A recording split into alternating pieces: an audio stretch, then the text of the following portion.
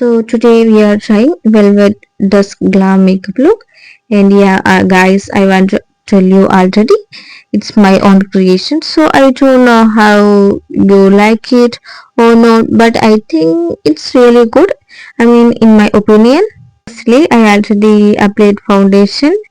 As you can see, now I am going filling my eyebrows and concealer. I'm really moving firstly because I want to make it in 3 seconds. That's why, and I blend it with a small beauty blender.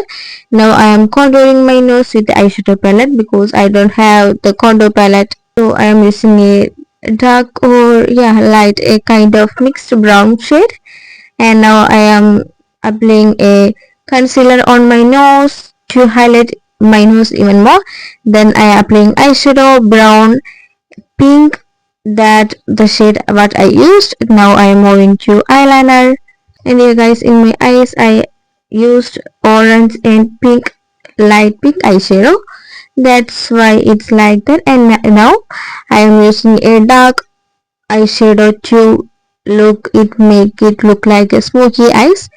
Now I really blending it really well. So the next step is highlighter. I highlighting my eyes, and now a powder blush. Sorry, powder blush.